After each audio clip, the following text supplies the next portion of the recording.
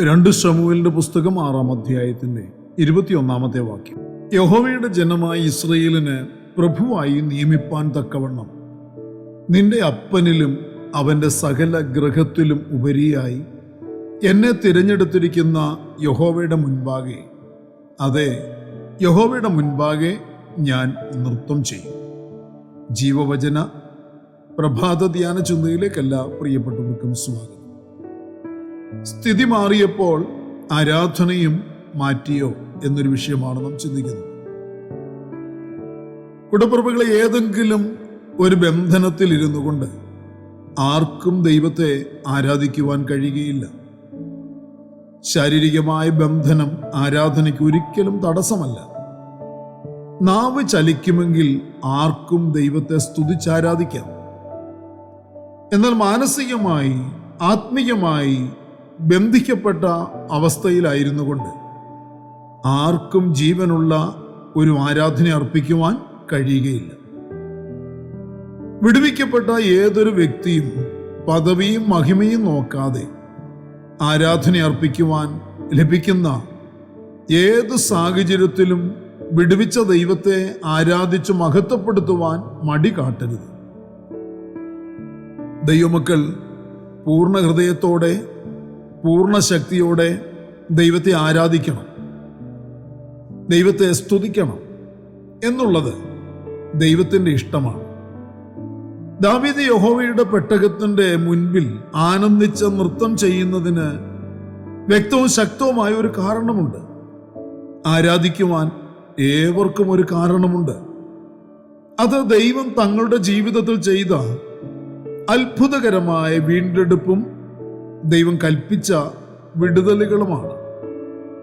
പാരമ്പര്യ പൈശാചിക ബന്ധനങ്ങളിൽ നിന്നുള്ള വിടുതൽ, മരണകരമായ അന്ധകാര രാജ്യത്തിൽ നിന്നുമുള്ള വീണ്ടെടുപ്പ് എന്നിവ ലഭിച്ച ഒരു ദൈവപൈതലിനെ എങ്ങനെ ദൈവം മുൻപാകെ ആരാധിക്കാതിരിക്കുവാൻ, സ്തുതിക്കാതിരിക്കുവാൻ കഴിയും?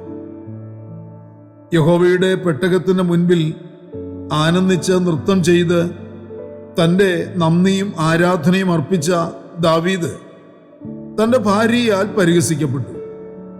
തൻ്റെ ഭാര്യയായിരുന്ന മീഖൾ ദാവീദിനെ നിന്ദിച്ചു. തൻ്റെ ഭർത്താവിൻ്റെ പദവി മറന്നുള്ള നൃത്തം ചെയ്യൽ മീഖളിന് ഇഷ്ടമായില്ല.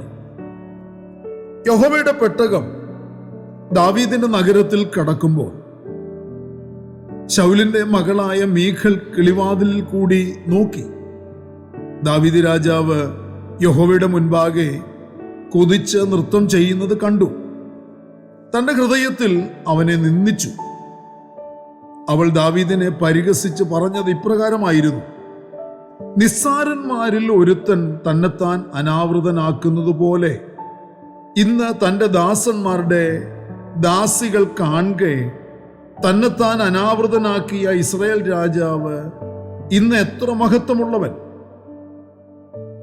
20-ാമത്തെ വാക്യത്തിൽ മീഖൾ ദാവീദിനെ പരിഹസിച്ച വാക്കുകൾ ഇപ്രകാരമാണ്: എന്നാൽ മീഖൾ തന്നെ നിന്ദിച്ചെങ്കിലും പരിഹസിച്ചെങ്കിലും ഞാൻ എൻ്റെ ദൈവത്തെ ശക്തമായി നൃത്തം ചെയ്ത് പരസ്യമായി ആരാധിക്കും എന്ന ഉറച്ച തീരുമാനമുണ്ടായിരുന്ന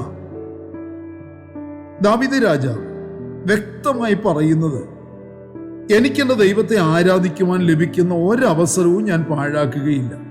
ആര് എന്തു പറയും എന്നുള്ളത് എനിക്കൊരു വിഷയവുമല്ല. ഞാൻ ധരിച്ചിരിക്കുന്ന രാജവസ്ത്രം, ഞാൻ വഹിക്കുന്ന, ഞാൻ ഏറ്റെടുത്തിരിക്കുന്ന രാജപദവിയും എൻ്റെ ദൈവത്തെ ആരാധിക്കുന്നതിൽ നിന്ന് എനിക്ക് വിലക്ക് ഏർപ്പെടുത്തുവാൻ ഞാൻ അനുവദിക്കുകയില്ല. ഇതൊന്നുമില്ലാതിരുന്ന കാലത്തും, ആട്ടിടയ വസ്ത്രം ഉടുത്ത് കാട്ടിൽ കഴിഞ്ഞിരുന്ന കാലത്തും ഞാൻ എൻ്റെ ദൈവത്തെ ആരാധിക്കുന്നതിൽ ഒരു കുറവും വരുത്തിയിട്ടില്ല. ആടുകളുടെ നടുവിൽ നിന്നും എന്നെ രാജാവായിരിക്കുവാൻ തിരഞ്ഞെടുത്ത ദൈവത്തെ എനിക്കെങ്ങനെ ആരാധിക്കാതിരിക്കുവാനാകും? അതും നിന്റെ അപ്പനിലും അവൻ്റെ സകല ഗൃഹത്തിലും ഉപരിയായി എന്നെ ഇസ്രായേലിന് പ്രഭുവായി നിയമിപ്പാൻ വേണ്ടി തിരഞ്ഞെടുത്തിരിക്കുന്ന യഹോവയുടെ മുൻപാകെ ഞാൻ നൃത്തം ചെയ്യുക തന്നെ ചെയ്യും.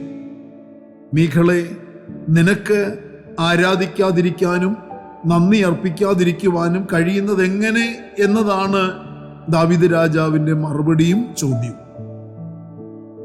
പ്രിയരുടെ ജീവിതത്തിൽ ചില വിടുതലുകളും അനുഗ്രഹങ്ങളും ലഭിക്കുകയും പണ്ടത്തെ സ്ഥിതി മാറുകയും ഉയർച്ച ലഭിക്കുകയും ചെയ്തു കഴിയുമ്പോൾ പണ്ട് ആരാധിച്ചുകൊണ്ടിരുന്ന അനേകരും ആരാധന മറക്കുകയോ അലസരായിരിക്കുകയോ ഒക്കെ ചെയ്യാറുണ്ട്. സ്ഥിതി മാറ്റിത്തന്ന അത്ഭുതകരമായ വിടുതലുകളെ നൽകിത്തന്ന ദൈവത്തെ ഒരു നാളും മറക്കരുത്. പണ്ടത്തേതിനേക്കാൾ എരിവോടെ വേണം ആരാധിക്കേണ്ടത്. നമ്മുടെ ജീവിതത്തിലെ ഒരു കാര്യവും നമ്മുടെ ആരാധനയ്ക്ക് തടസ്സമാകരുത്. ആരാധിക്കുന്നവനെ, ദൈവത്തെ ആദരിക്കുന്നവനെ ദൈവം ഒരു നാളും മറക്കുകയില്ല. അവൻ്റെ ഏതവസ്ഥയിലും ദൈവത്തിൻ്റെ കൃപയും സാന്നിധ്യവും ദൈവം അവൻ്റെ മേൽ പകർന്നു കൊടുക്കും. ശൗൽ ദൈവസന്നിധിയിൽ അവിശ്വസ്തനായപ്പോൾ ശൗലിനെ മാറ്റി ദൈവം തനിക്കൊരു വിശ്വസ്തനായിരിക്കുവാൻ ദാവീദിനെ തിരഞ്ഞെടുത്തു. ശൗൽ ദൈവസന്നിധിയിൽ അവിവേകം കാട്ടിയപ്പോൾ വിവേകമുള്ളവനായി തൻ്റെ സന്നിധിയിൽ കഴിയുവാൻ ദൈവം ദാവീദിനെ തനിക്ക് വേണ്ടി തിരഞ്ഞെടുത്തു. ദൈവത്തിൻ്റെ ഹൃദയം അറിഞ്ഞവൻ. അതുകൊണ്ട് തന്നെ ദൈവത്തിൻ്റെ പെട്ടകം തൻ്റെ മുൻപിൽ വന്നപ്പോൾ തൻ്റെ രാജവസ്ത്രം അഴിച്ചു വച്ച് പഞ്ഞിനൂലങ്കി അണിഞ്ഞ് പെട്ടകത്തിന് മുൻപിൽ തൻ്റെ ബാല്യക്കാരോടൊപ്പം നൃത്തം ചെയ്ത് സന്തോഷത്തോടെ ദൈവത്തെ ആരാധിച്ചു.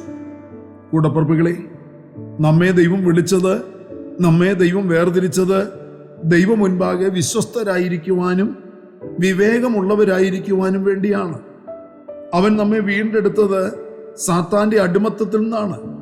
അവൻ നമ്മെ തനിക്ക് സ്വന്തം ജനമായിരിക്കുവാനും രാജകീയ പ്രവാചക പുരോഹിത അഭിഷേകം ചെയ്ത് നിയമിച്ചാക്കി വച്ചിരിക്കുന്നു. നമ്മുടെ പണ്ടത്തെ സ്ഥിതിയൊക്കെ മാറ്റപ്പെട്ടിരിക്കുന്നു. സ്ഥിതി മാറിയപ്പോൾ ആരാധന കുറഞ്ഞു പോയോ അതോ കൂടിയോ? ആരാധന മനോഭാവം തണുത്തിരിക്കുന്നുവോ ചൂടുപിടിച്ചിരിക്കുന്നുവോ? മീഖളുമാരുടെ നിന്നയും പരിഹാസവും ഭയപ്പെട്ട് ആരാധിക്കാതിരിക്കുകയും ശരീരം കൊണ്ടും ദൈവത്തിന് മഹത്വം അർപ്പിക്കാതിരിക്കുകയും ചെയ്യുന്നുണ്ടോ? ആത്മശോധന ചെയ്ത് ദൈവിക ആരാധനയ്ക്ക് പ്രാധാന്യം കൊടുത്ത് ജീവിക്കുക, അതത്രേ നമ്മിൽ നിന്ന് ദൈവം പ്രതീക്ഷിക്കുന്നു. പ്രാർത്ഥനയ്ക്കായി നമ്മുടെ കണ്ണുകളെ അടയ്ക്കാം. പരിശുദ്ധനായ ഞങ്ങളുടെ സ്വർഗീയ പിതാവേ, അനുഗ്രഹീതമായ നല്ല ദിവസം പ്രഭാതത്തിൽ ദൈവത്തെ ആരാധിച്ചു മഹത്വപ്പെടുത്തുവാൻ, ദൈവവചനം കേട്ട് സ്തുതിക്കുവാൻ, ബലപ്പെടുവാൻ ഞങ്ങൾക്ക് നൽകി തന്ന അവസരത്തിനായി സ്തോത്രം. ഞങ്ങളുടെ കുഞ്ഞുങ്ങളെ ഓരോരുത്തരെയും തൃക്കരങ്ങളിലേക്ക് ഇന്ന് ഈ പ്രഭാതത്തിൽ സമർപ്പിച്ച് പ്രാർത്ഥിക്കുന്നു. ജനം അനുഗ്രഹിക്കപ്പെടുവാൻ, വിടുവിക്കപ്പെടുവാൻ ഇടയാക്കണമേ. സ്ഥിതി മാറിയപ്പോൾ ആരാധന തണുത്തുപോയൊരവസ്ഥയിലാകുവാൻ ഒരിക്കലും ആർക്കും ഇടയാകരുത്. എല്ലാവരും ആത്മാവിന് ചൂടുപിടിച്ചവരായി ദൈവത്തെ ആരാധിച്ച് മഹത്വപ്പെടുത്തി ജീവിക്കുവാൻ കർത്താവ് കൃപ പകരണമേ. ആത്മാവിൻ്റെ ശക്തിയാൽ ഓരോരുത്തരെയും നിറയ്ക്കണമേ എന്ന് പ്രാർത്ഥിക്കുന്നു. ഇന്നിൻ്റെ ആവശ്യങ്ങളിൽ ഓരോരുത്തരും വിടുവിക്കപ്പെടുവാനും സൗഖ്യമാക്കപ്പെടുവാനും അനുഗ്രഹിക്കപ്പെടുവാനും കൽപ്പിക്കണം. പ്രാർത്ഥന കേട്ടവൻ കൃപയ്ക്കായി സ്തോത്രം അപ്പച്ച. സകലതും ഞങ്ങൾക്ക് വേണ്ടി ജീവൻ തന്ന യേശു കർത്താവിന് ധന്യമായ നാമത്തിൽ താഴ്മയോടെ അപേക്ഷിക്കുന്നു. ദയ തോന്നി കേൾക്കുമാറാകണമേ. ആമേൻ. പ്രിയ വചനങ്ങളാൽ കർത്താവ് എല്ലാവരെയും അനുഗ്രഹിക്കട്ടെ. വാഴ്ത്തപ്പെട്ട കർത്താവിൻ്റെ വരവടുത്തിരിക്കുന്നതിനാൽ അവൻ്റെ വരവിന് വേണ്ടി നമുക്ക് ഒരുങ്ങി കാത്തിരിക്കാം. മാറാനാഥ.